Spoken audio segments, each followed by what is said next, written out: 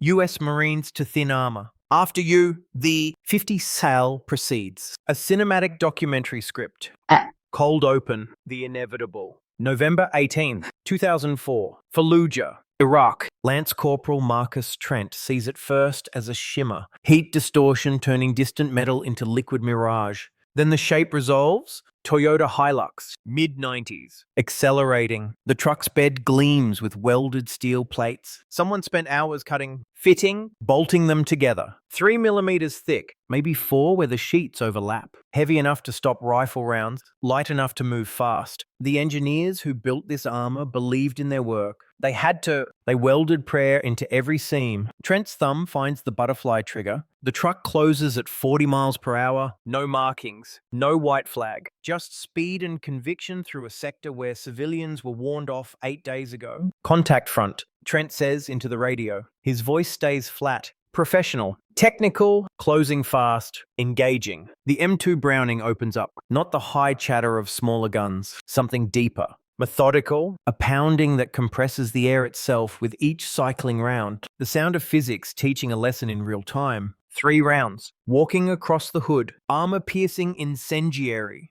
Meeting mild steel at 2,750 feet per second. Kinetic energy doesn't ask permission. The steel plates bow inward first, then they fail, then they simply stop being armor in any meaningful sense. The rounds punch through the improvised plates, through the engine block beyond. Out the other side, trailing metal fragments and combusting fluids. The technical slews sideways. Momentum carries it into a retaining wall where it stops. Smoking, immobile, silent, total engagement time. 4 seconds. Total ammunition expended. 11 rounds. The armor, thin as prayer and twice as futile, had done exactly what physics predicted. What physics always predicts. What physics promised the day someone decided that a few millimeters of mild steel could stop a projectile designed in 1921 to kill armored aircraft. Trent releases the trigger. The gun falls silent. In the distance, smoke rises from the technical in lazy spirals. U.S. Marines to thin armor. After you, the 50 caliber proceeds. That phrase, repeated across generations, across hundreds of engagements, across deserts and jungles and mountains, encapsulates something fundamental, a relationship between firepower and protection that hasn't changed in over a century. The M2 Browning has outlived the doctrine that birthed it,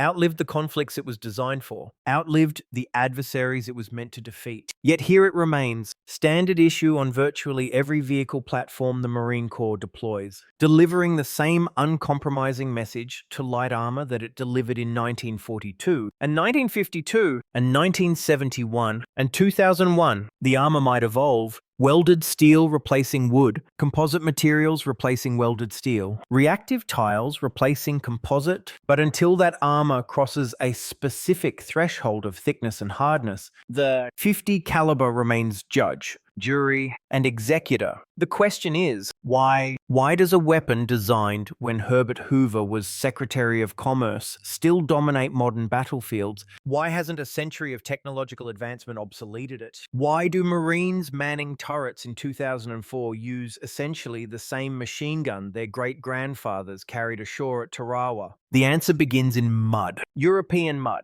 1917. Act 1. The problem. General John J. Pershing stood in France and faced a problem that couldn't be solved with rifles. The Western Front had evolved beyond trenches, beyond barbed wire and artillery. The Germans had introduced something new, something that frustrated every conventional tactic in the American playbook. Armored aircraft. The Junkers J. I appeared over the battlefield like a dark prophecy of future war. All metal construction. A steel bathtub surrounding the pilot and observer. German engineers had read the casualty reports, seen how many reconnaissance planes burned when rifle bullets found fuel tanks or pilots. They responded with protection. And it worked. American. 30.06 rounds sparked harmlessly off the Junkers armor. The plane cruised over Allied positions with impunity, photographing, observing, radioing coordinates back to German artillery, while American infantry watched helplessly from below. Pershing's response was direct. He sent a request to the Army Ordnance Department, develop a machine gun, 1/2 inch in diameter, no less than 50 caliber. muzzle velocity of at least 2,700 feet per second. Those specifications weren't arbitrary. Intelligence had captured German anti-tank rifles, the Mauser T-Gewehr, chambered in 13 2mm, muzzle velocity around 2,700 feet per second, capable of penetrating 25mm of armor at 230 meters. Pershing wanted Americans to match that standard, or exceed it. The challenge landed on John Moses Browning's desk in July 1917. Browning was already legendary. The M1911 pistol bore his name. The M1917 machine gun had earned respect in the trenches, but this request demanded something different. Bigger, more powerful, capable of defeating armor at ranges where conventional weapons failed. Browning's approach was characteristically pragmatic. Take the proven M1917 design, scale it up, let physics do the work. Winchester Repeating Arms Company tackled the cartridge development. They created what would become the 50 BMG Browning machine gun, a rimless, bottlenecked cartridge, 5.45 inches long, case measuring 3.91 inches. The bullet itself weighed 706.7 grains, roughly 1.6 ounces of copper-jacketed lead, achieving velocities exceeding 2,750 feet per second in early trials. They believed this would work. They had to believe. Pershing needed answers, not excuses. The first water-cooled prototype emerged in 1921, designated the M1921. Testing demonstrated the desired armor penetration. 23 millimeters of face-hardened steel at 200 meters, 19 millimeters at 500 meters. But the water cooling system added weight, added complexity, limited tactical flexibility in ways that made field commanders nervous. Engineers at Springfield Armory and Colt's Patent Firearms Manufacturing Company pursued air-cooled variants. They produced the M2, featured a heavier barrel to compensate for the loss of water cooling. The heavy barrel variant, M2HB, became standard, 84 pounds without tripod, 128 pounds with the M3 tripod mount assembly. The Marine Corps adopted the M2 during the interwar period. They recognized utility that went beyond anti-aircraft defense. This weapon offered range and penetration the standard 36 Browning M1919 couldn't match. Where the M1919 was effective to perhaps 1,000 meters against area targets, the M2 could engage point targets beyond 1,800 meters. Maximum documented range exceeded 6,700 meters. More importantly for the Marines, who specialized in amphibious operations against defended coastlines, the 50 caliber could neutralize light fortifications, could suppress crew-served weapons at ranges where return fire was ineffective.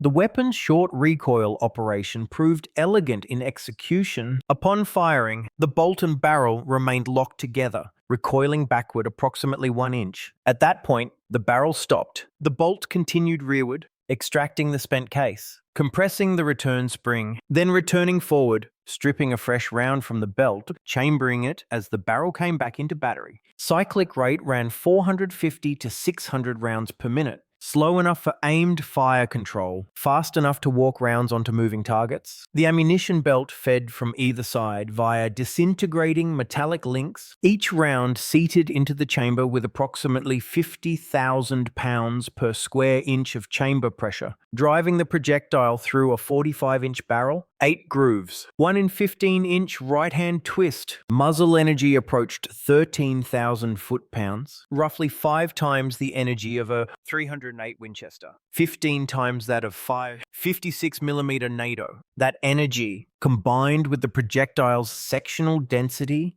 and hardened penetrator cores in armor-piercing variants, allowed the M2 to defeat barriers that smaller calibers merely perforated. By 1933, the weapon had entered full service. Production contracts went to multiple manufacturers: Colt, Frigidaire division of General Motors, Kelsey Hayes Wheel Company, others. Total production during World War II exceeded 2 million units. The weapon appeared on virtually every combat platform: fighters, bombers, tanks, half-tracks, landing craft, destroyers. The P-47 Thunderbolt carried 8 50 caliber machine guns, poured down approximately 4,000 rounds per minute of combined fire. The B-17 Flying Fortress bristled with 13 M2s arranged in various defensive positions. creating overlapping fields of fire that German fighters had to penetrate. The Americans believed they had built the right weapon. They believed it would work. They were about to find out. Acts T2,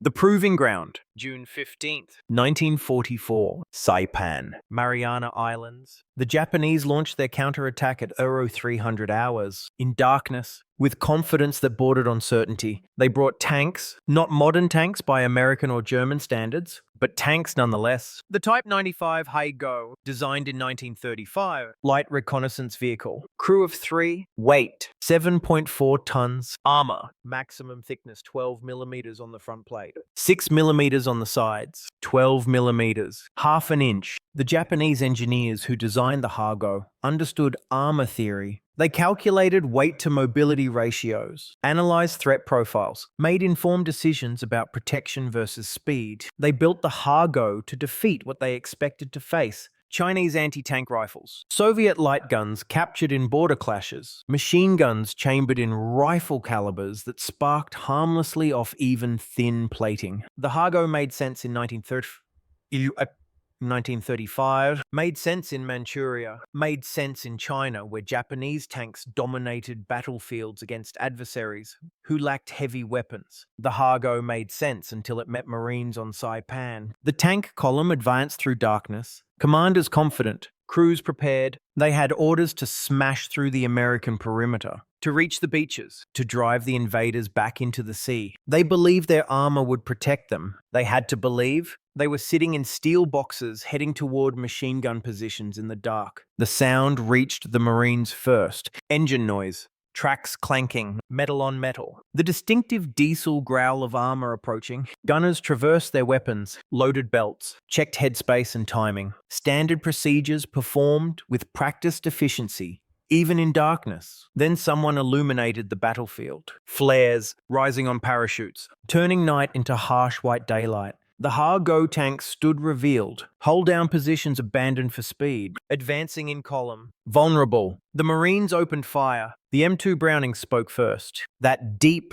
methodical pounding. Armor-piercing incendiary rounds traveling at 2,750 feet per second, meeting 12 millimeters of rolled homogeneous steel. Physics had the final word. The rounds didn't bounce, didn't spark harmlessly away. They punched through the Hago's frontal armor. Through the 12 millimeters the Japanese engineers had calculated as sufficient, through into the crew compartment beyond, then through the opposite side, daylight visible through the holes, perfect circles, entry wounds in metal that had been guaranteed to provide protection. The Japanese tank commanders must have felt that first impact. The sudden understanding that their armor meant nothing, that the calculations were wrong, that speed and courage wouldn't matter against weapons designed specifically to defeat light plating at any range. Some tanks tried to reverse, to back away from the fire. But the 50 caliber rounds kept coming, kept punching through. Side armor offered even less protection. 6 millimeters couldn't stop rounds that penetrated 12 millimeters frontally. The Hago tanks that reached the American positions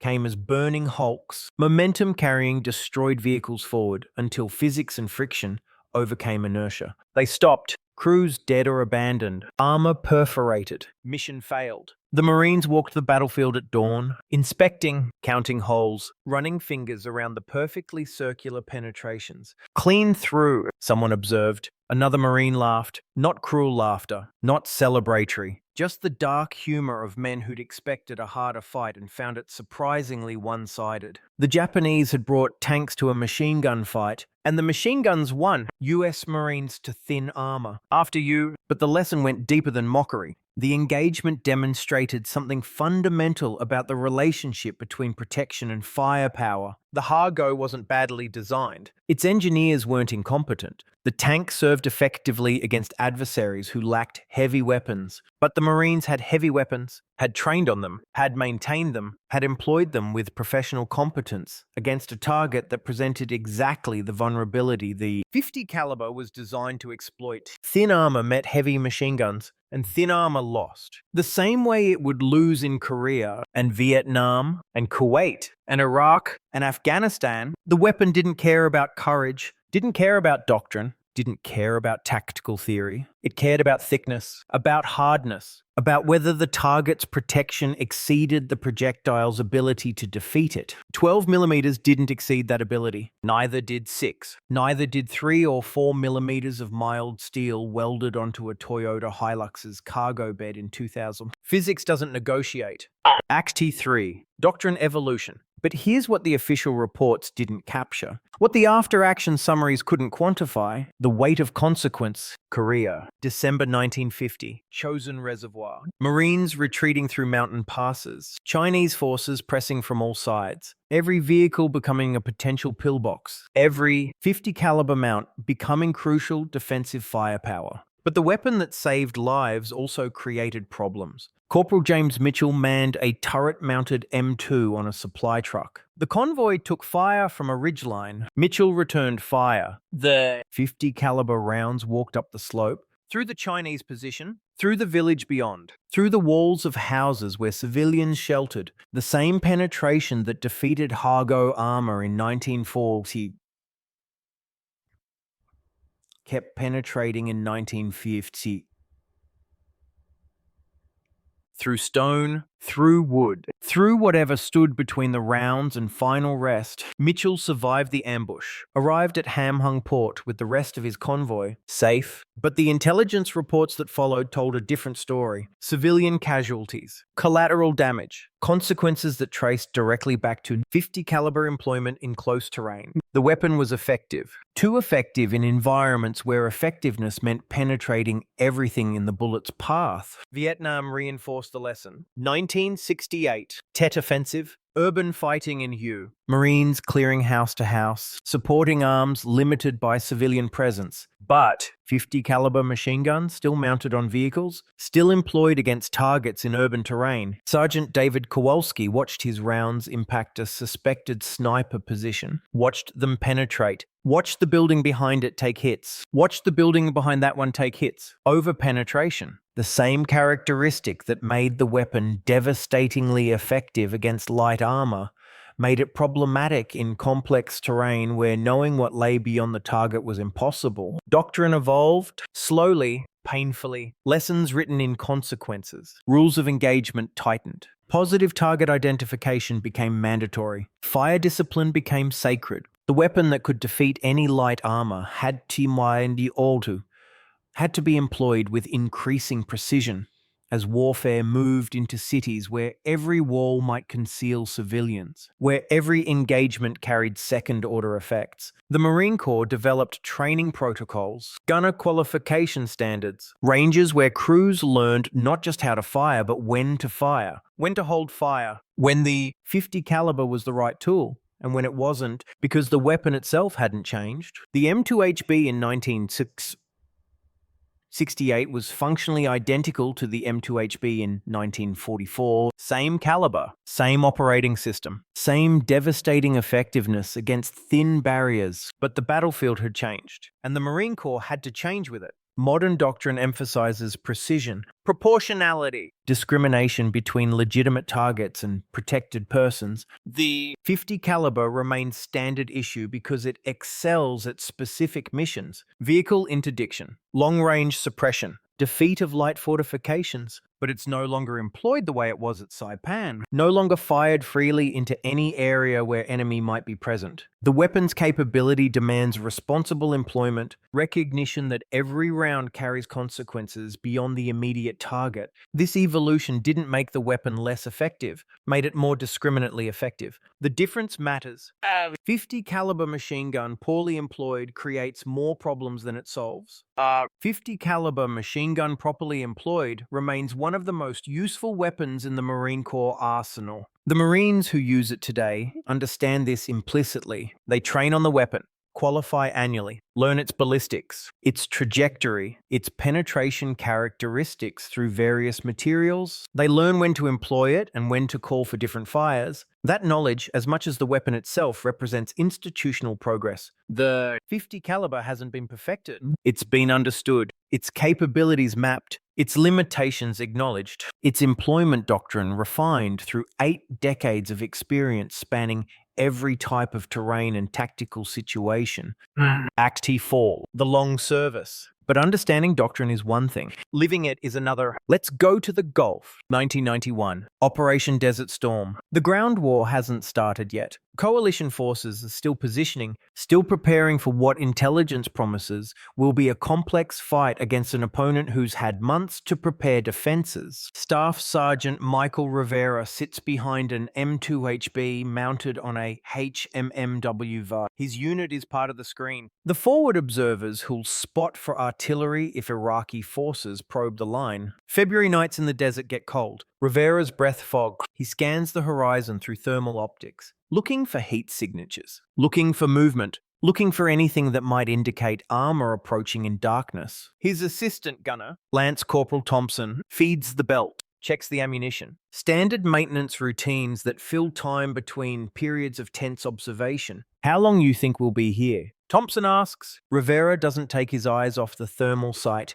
however long it takes. The weapon's older than my dad. Weapon's older than my dad too, Rivera says. Still works. It's true. The M2HB Rivera commands was manufactured in 1953, saw service in Korea. Rebuilt in 1967, saw service in Vietnam. Rebuilt again in 1983, saw service in Beirut. Rebuilt in 1989, here now in the Saudi desert, ready to do what it's done for 38 years. Defeat thin armor if thin armor presents itself with hostile intent. The weapon outlasts its operators, accumulates generations of service, carries forward through doctrine, evolutions and theater changes and policy shifts. Thompson is 19 years old. Rivera is 28. The weapon between them is 38. It will still be in service when both of them have retired. That longevity isn't accidental. It's the result of engineering decisions made in 1921 that were so fundamentally correct that a century hasn't obsoleted them. The M2's tolerances are loose enough to function reliably under adverse conditions,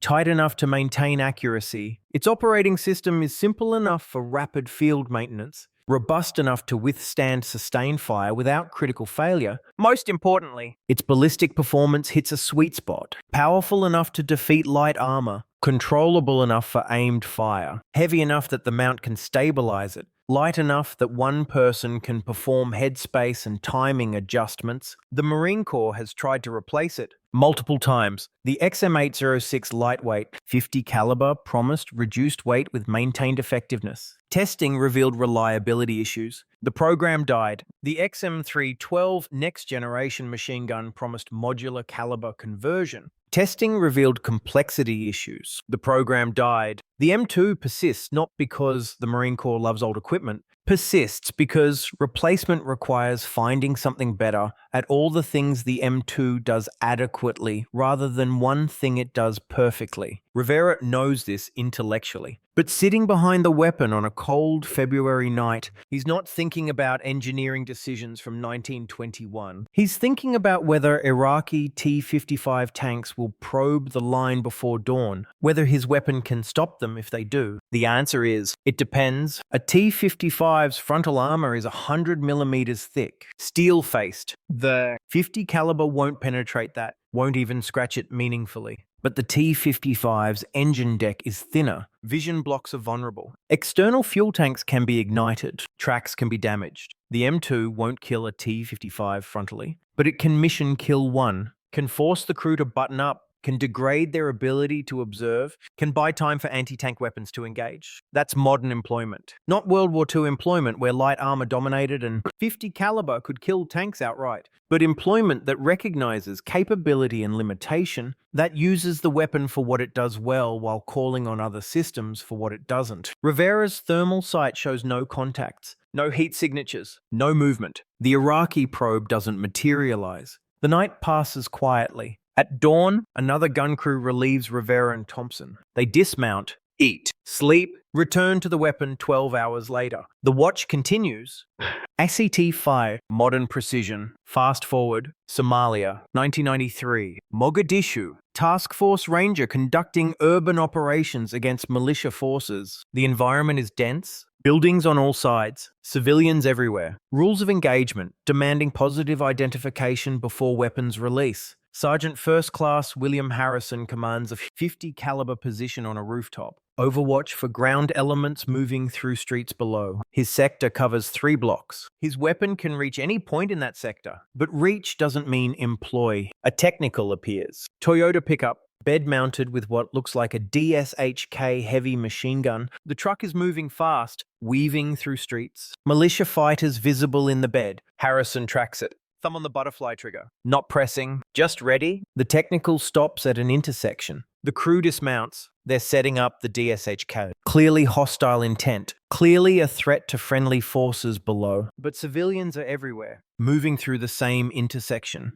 taking cover in buildings that line the street. Any shot Harrison takes will penetrate, will keep penetrating, will punch through the technical, through walls, through barriers. He waits. The militia crew finishes setting up, begins traversing the DSHK toward friendly positions. Now the threat is imminent. Now the engagement is justified. Harrison fires. 3-round burst. The rounds hit the technical's bed, penetrate the thin metal, destroy the DSHK's mounting. 1 round continues through into a concrete wall beyond, through that wall into an empty building behind it. The militia crew scatters. The technical is mission killed. The threat is neutralized. But Harrison doesn't fire again, doesn't engage fleeing personnel, doesn't pursue targets that no longer present imminent threat. The rules of engagement are clear. So is the doctrine. So is the training. This is 50 caliber employment in complex terrain. Precise, discriminate, effective. But bounded by judgment and discipline, the engagement gets reviewed. Every engagement in Mogadishu gets reviewed. Intelligence analysts examine footage,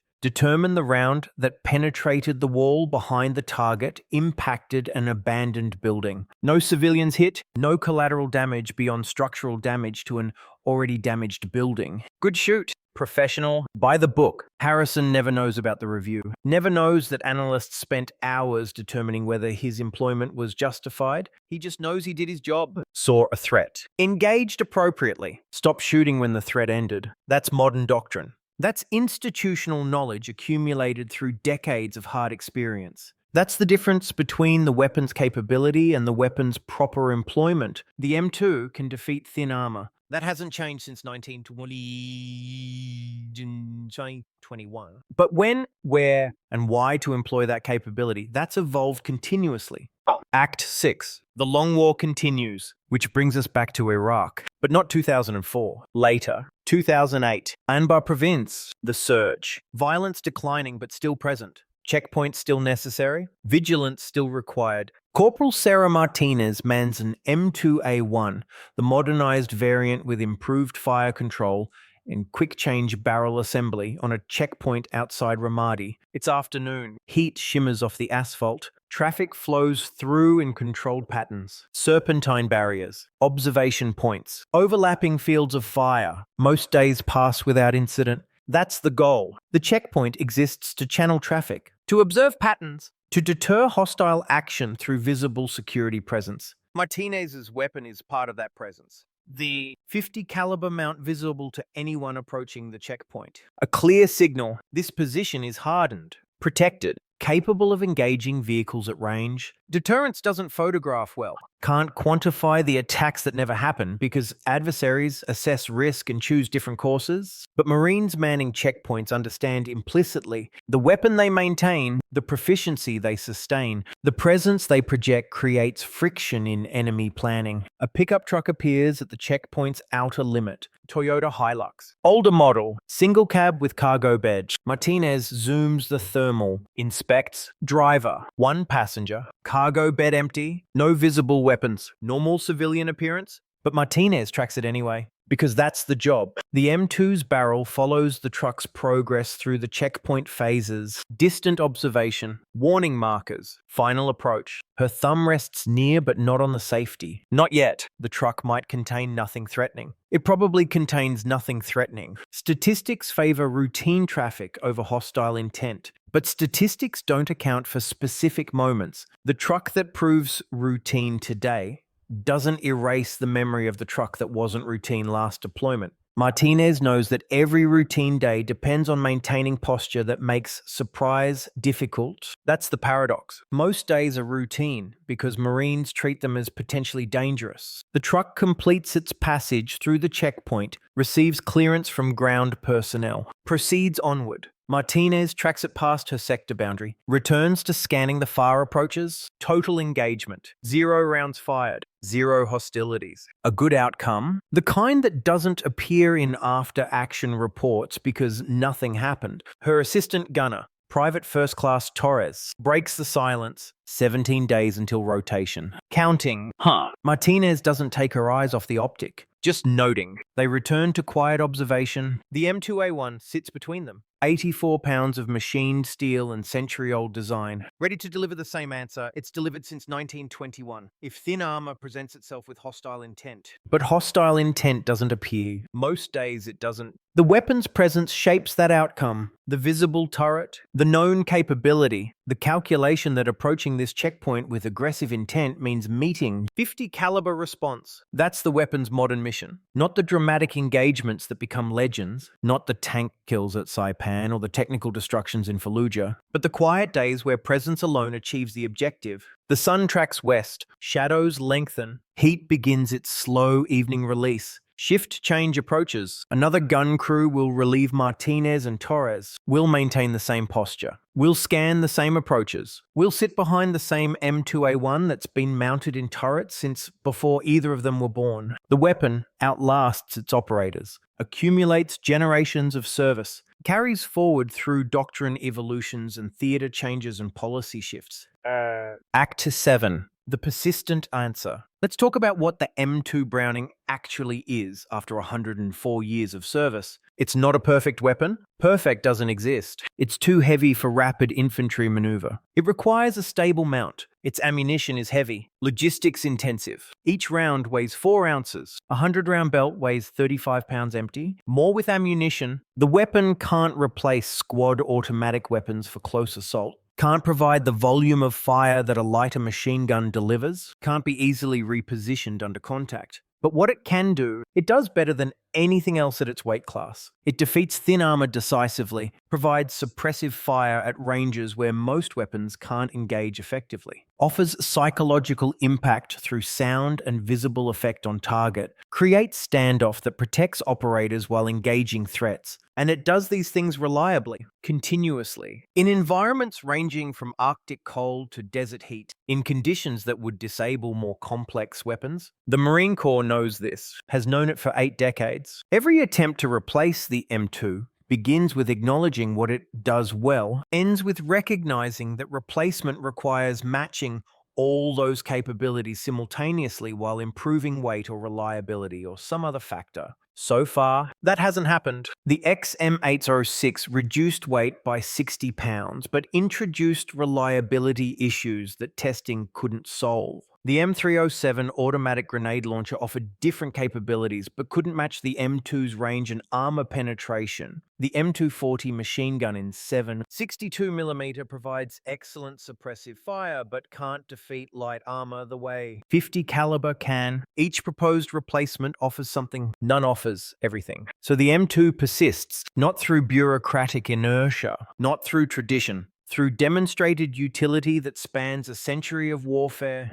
Act void. The human element, but the weapon is just metal and spring pressure without the Marines who employ it. Talk to any Marine who's manned an M2 in combat and they'll tell you about the maintenance. The constant maintenance, headspace and timing checks, barrel inspections, cleaning carbon buildup that accumulates with sustained fire, lubrication in exactly the right places. Not too much, not too little. They'll tell you about the weight, carrying the weapon, carrying the ammunition, carrying the tripod. Everything about the system is heavy. Everything about employing it effectively requires physical strength and endurance. They'll tell you about the training, the hours on ranges, learning to control burst length, learning to walk rounds onto target, learning to adjust for range and wind and lead on moving targets, learning to clear malfunctions under stress, learning to perform immediate action drills while someone's shooting back. They'll tell you about the responsibility. Every round they fire carries consequences. In urban terrain, those consequences might extend beyond the target into buildings where people shelter. The weapon doesn't judge context, doesn't know if a wall conceals civilians or militia. The Marine behind the weapon has to make that judgment. That weight, psychological weight, is heavier than the physical system. Staff Sergeant Rodriguez, 3 deployments to Iraq. puts it simply. The 50 cal is honest. You point it somewhere. It goes through whatever's there. That makes you responsible for knowing what's there. That honesty, that absolute relationship between trigger press and effect, demands a level of fire discipline that lighter weapons don't require in the same way. A 56mm round might be stopped by intermediate barriers, might lose energy through light cover. The 50 caliber doesn't stop, doesn't lose meaningful energy. It keeps going until something substantial absorbs it, which means the Marine employing it has to think beyond the immediate target, has to consider the environment, the background, the potential for unintended effects. Modern training emphasizes this explicitly. Gunners learn to trace mentally the path of their rounds, to identify what lies beyond the target, to assess whether engagement is appropriate given the full tactical picture. This isn't just ethics training. It's practical combat effectiveness. Civilian casualties create intelligence problems, create political problems, create tactical problems when populations turn hostile. The weapon that defeats thin armor most effectively can also create strategic complications if employed without discipline. So the Marines train continuously. Qualification isn't a once-and-done event. It's regular, demanding. Standards are high because the consequences of failure are measured in collateral damage and mission compromise. That training, that institutional commitment to professional competence, is what makes the weapon effective in modern context, not the raw capability. The capability coupled with judgment. Acti 9, the technical truth. Here are the numbers that matter. The 50 BMG round generates approximately 13,000 foot-pounds of muzzle energy. For context, the 7.62mm NATO round generates about 800 foot-pounds. The 5.56mm NATO round generates about 300 foot-pounds. The 50 caliber doesn't just hit harder, it hits in a completely different category. That energy, delivered through a projectile with sectional density of 250 and ballistic coefficient around 670, maintains effectiveness at extreme range. The weapon is effective against personnel targets to 800 meters. Against light vehicles beyond 2,000 meters, maximum range exceeds 800 meters. But effective range and maximum range are different concepts. Effective range means the weapon can reliably achieve hits and desired effects. Maximum range means the projectile retains lethal energy at 800 meters. A competent gunner with proper support can achieve first-round hits on stationary targets. At 500 meters, the same gunner will struggle to achieve consistent hits without extensive training and ideal conditions. Modern optics have extended practical engagement range. Thermal sights allow targeting at night. Laser rangefinders eliminate guesswork on range estimation. Ballistic computers account for environmental factors. But fundamentals remain unchanged. The gunner still has to control burst length, still has to adjust point of aim based on target movement, still has to account for wind drift that increases with range. Armor penetration depends on angle of impact, range, and armor composition against rolled homogeneous steel at 90-degree impact. At 200 meters, 23 millimeters. At 500 meters, 19 millimeters. At 1,000 meters, 15 millimeters. Against face-hardened steel, penetration decreases by roughly 15%. Against modern composite armors with ceramic elements, penetration decreases significantly more. This means the 50 caliber remains highly effective against vehicles with thin steel armor. Up-armored civilian trucks, improvised fighting vehicles, light reconnaissance vehicles, becomes less effective against purpose-built armored personnel carriers with modern protection, largely ineffective against main battle tanks with composite armor systems. Understanding these limitations is crucial. The weapon isn't universal. It's specialized, highly effective within its envelope of capability, limited outside that envelope. Modern doctrine reflects this understanding. The M2 is employed against targets it can defeat. Different weapons are employed against targets. It can't. Simple concept. Requires institutional knowledge to execute properly in the chaos of combat. Act. The stories they don't tell. But numbers don't capture what it's like to fire the weapon under stress. Lance Corporal Chen describes his first engagement. Training is training. You shoot at plywood targets. You know they're plywood. When it's real, when there's a truck coming and people are shooting from it and you have maybe 3 seconds to decide, everything happens faster and slower at the same time. The training takes over. You don't think, you do. That moment, when training overrides conscious thought, is what the Marine Corps builds toward. Hundreds of hours on ranges. Repetitive drills, muscle memory development, building neural pathways that execute under stress without requiring conscious decision-making. Because in combat, there isn't time for conscious decision-making. There's time for recognition and response, target identification and engagement. The detailed analytical process happens before and after. During, there's only execution. Sergeant Williams. 2 deployments to Afghanistan. You hear the weapon before you feel it. That sound gets in your chest, becomes part of your rhythm. You start to know from the sound when timing's off, when something's wrong. The weapon talks to you if you listen. That intimate knowledge, that relationship between operator and machine, develops over time. Can't be taught directly. Emerges from repetition, from hundreds or thousands of rounds fired, from maintenance performed until the weapon's components are as familiar as your own hands. Staff Sergeant Jackson. 3 deployments spanning Iraq and Afghanistan. The weapon keeps you honest. You can't fake competence. Either you can maintain it or you can't. Either you can shoot it or you can't. It doesn't care about excuses, doesn't care about conditions. You make it work or it doesn't work. That unforgiving nature, that demand for competence, is part of what makes the M2 effective across generations. It requires skill, requires maintenance, requires discipline. Marines who master it earn genuine respect because everyone knows the weapon doesn't tolerate mediocrity. Act 11. The near future. The Marine Corps is currently fielding the M2A1, the modernized variant. Improvements include quick change barrel assembly, fixed headspace, and timing that doesn't require adjustment when changing barrels. Improved flash suppressor, soft-mounted recoil buffer. These changes don't alter fundamental operation, don't change caliber or basic operating system. Just reduce maintenance burden and improve reliability under sustained fire. The M2A1 retains full commonality with older M2HB models, uses the same ammunition, same mounting systems, same doctrine, same employment principles. That incremental improvement, rather than revolutionary replacement, defines the weapon's evolution. Each generation brings small enhancements, better materials, tighter tolerances where beneficial, looser tolerances where reliability matters more than precision. But the core design remains John Moses Browning's work from 1921. The operating system he designed works. The cartridge he specified performs. The engineering decisions he made were correct then and remain correct now. Future developments will likely continue this pattern. The Marine Corps is exploring longer range, 50 caliber ammunition with improved ballistics,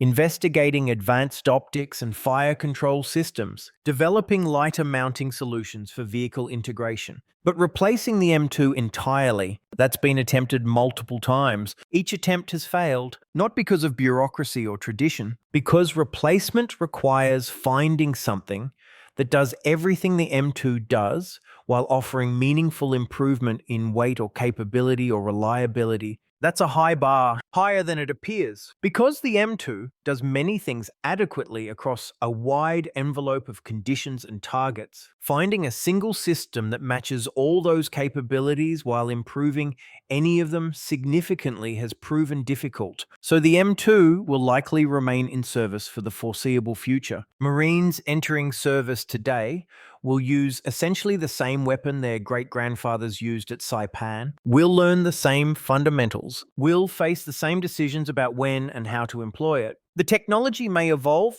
the fundamental questions remain constant. Act T12. Return to the checkpoint. Back to Corporal Martinez. Back to the checkpoint outside Ramadi. Back to the routine day where nothing happens. She adjusts her stance, scans the approaches. The thermal shows no threats. The radio crackles with routine traffic, sector reports, logistics updates, mundane communications of a checkpoint where nothing's happening, which means it's working. The checkpoint exists to channel traffic, to observe patterns, to deter hostile action. Most hours pass this way. Hypervigilance, producing boredom, producing subtle complacency. That discipline must counter through constant awareness resets. Torres fidgets with the ammunition belt, checks, links, occupies himself with small tasks that fill time between observation and observation. You ever fire it in combat? He asks. Martinez continues scanning. Once, Fallujah, 2006 deployment. What happened? Technical tried to run the checkpoint, didn't stop for signals, engaged at 400 meters. Truck stopped. Casualties? Don't know. Truck was empty when security reached it, either abandoned before it got there or crew bailed after we engaged. Torres processes this, so you don't know if you hit anyone. I know I hit the truck. That's what I aimed at. That's what doctrine requires. Vehicle interdiction. Not personnel targeting unless they present immediate threat. That distinction matters. Modern rules of engagement demand precision, discrimination, proportionality. The weapon can kill at 800 meters. The rules of engagement might limit employment to situations where hostile intent is clearly demonstrated and imminent threat exists. Martinez knows this intuitively, has internalized the doctrine through training and experience. The weapon's capability is one factor. Employment authority is another. They're not the same. Another vehicle approaches the checkpoint. Sedan, family inside, children visible in backseat. Martinez tracks it through the checkpoint sequence. Vehicle passes inspection. Continues onward. Routine. The sun continues its track toward evening. The watch continues. The weapon waits. This is what modern employment looks like. Not the dramatic engagements, not the technical kill shots, but the quiet professionalism of maintaining security through presence and discipline. US Marines to thin armor still say, after you, but with 100 years of institutional knowledge behind those two words. The 50 caliber proceeds. Not as universal solution, but as proven tool, employed with respect for both capabilities and limits. Epilogue. The persistent question. So why does the M2 Browning persist? Not because of nostalgia, not because of bureaucratic inertia, not because the Marine Corps can't imagine something better. It persists because of a specific combination of factors that has proven difficult to improve upon simultaneously. The caliber hits a sweet spot, powerful enough to defeat light armor, controllable enough for aimed fire, heavy enough that weapon weight stabilizes it, light enough that infantry can still employ it from improvised positions. The operating system is robust, simple enough for field maintenance, reliable enough for sustained fire, tolerant enough of adverse conditions to function in sand, mud, extreme cold, extreme heat. The ammunition is available. NATO standard, manufactured globally, stockpiled in massive quantities, multiple load types available for different targets, armor piercing, incendiary, ball, tracer, mix and match as mission requires. The doctrine is mature, 8 decades of institutional knowledge accumulated through combat across every terrain and tactical situation. Training is standardized, employment principles are proven, limitations are understood, and critically, the mission still exists. Lightly armored vehicles still appear on battlefields, still pose threats that require decisive kinetic response, still present exactly the target envelope. The 50 caliber was designed to defeat until that mission disappears, until lightly armored vehicles stop being relevant. The M2 will remain relevant, and that mission shows no signs of disappearing. If anything, proliferation of commercially available trucks and improvised armor makes light vehicle interdiction more important now than in previous decades. So the 50 caliber proceeds. Patient, persistent, waiting for thin armor to appear with hostile intent. When it does, if it does, the response will be exactly as it was in 54 and E53 and 91 and 2004 and last month. Decisive kinetic energy delivered with precision through barriers that provide no protection. The physics hasn't changed, neither has the weapon's answer. Final reflection. After you, it's 2005.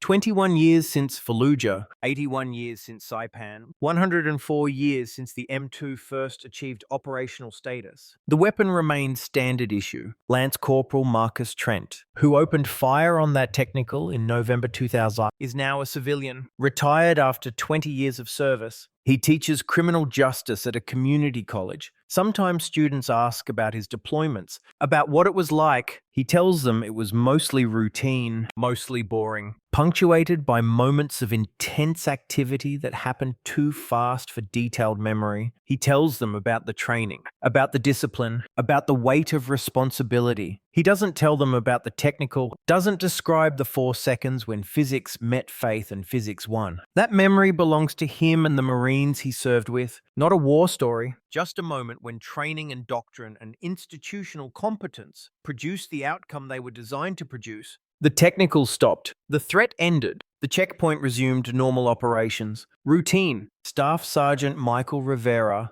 who manned a .50 caliber in the Saudi desert in 1991, retired as a master sergeant. He works security now. Private sector. The skills translate. Observation, assessment, disciplined response to potential threats. He thinks sometimes about that weapon, about sitting behind it through cold February nights, about the feeling of responsibility that came with controlling that much firepower, about the professionalism that modern warfare demands. The weapon is still in service. Will likely be in service when his grandchildren are old enough to enlist. If they do, if they choose the Marines, if they become gunners, they'll learn the same fundamentals he learned, the same discipline, the same relationship between capability and responsibility that defines professional military service. Corporal Sarah Martinez completed her enlistment, got out, went to college, works in logistics now. Sometimes at night, she dreams about the checkpoint, about scanning approaches, about tracking vehicles through thermal optics, about the weight of judgment that came with deciding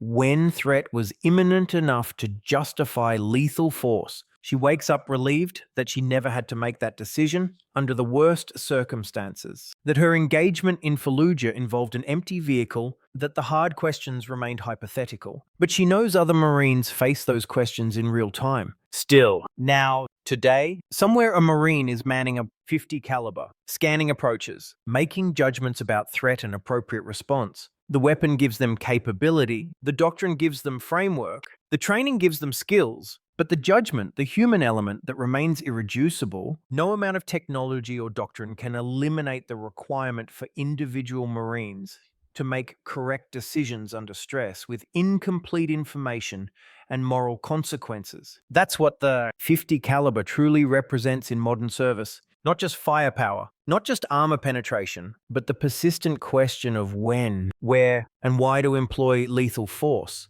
The weapon delivers kinetic solutions, but kinetic solutions aren't always appropriate, aren't always necessary, aren't always proportional to the threat. Modern warfare demands that Marines understand the difference. The .50 caliber can defeat thin armor decisively, has defeated it decisively for 104 years. Will continue defeating it for as long as thin armor presents itself with hostile intent. But the more important question isn't, can it defeat thin armor? The question is, should it? In this moment, against this target, in this environment, given these circumstances and these potential consequences, that question requires judgment, requires discipline, requires training that goes beyond marksmanship into decision-making under uncertainty. The Marine Corps has spent 8 decades learning to answer that question well, learning when the weapon solves problems and when it creates them. Learning to discriminate between targets that warrant .50 caliber response and targets that don't. That institutional knowledge, that accumulated wisdom purchased through hard experience,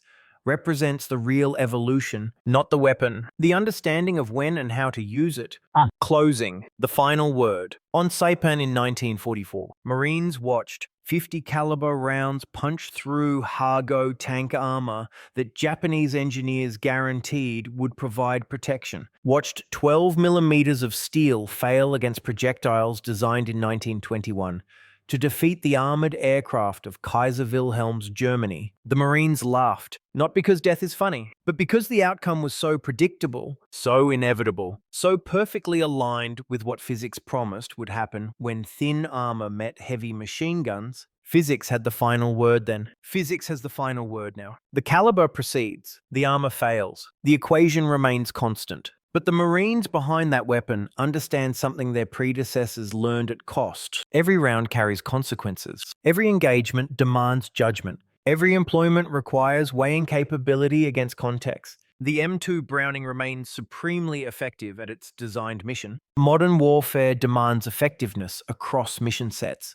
The original designers never contemplated. The weapon persists because it does one thing extraordinarily well. It defeats thin armor. And that one thing remains tactically relevant even as the tactical environment evolves. But doing that one thing well doesn't mean doing it always. Doesn't mean doing it without thought. Doesn't mean doing it without discipline. US Marines to thin armor. After you, the phrase carries weight now. Carries knowledge, carries responsibility. The 50 caliber proceeds, not as universal solution, not as thoughtless application of firepower, but as proven tool employed with professional competence by Marines who understand both what it can do and what it shouldn't do. That understanding, as much as the weapon itself, represents the legacy, knowing when to employ lethal force, how to employ it responsibly, why it remains necessary in a world that hasn't yet eliminated the problem of thin armor vehicles approaching with hostile intent.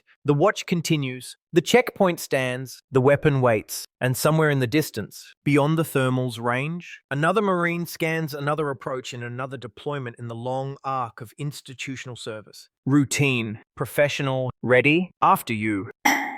End of script. Word count, approximately 8,000 words.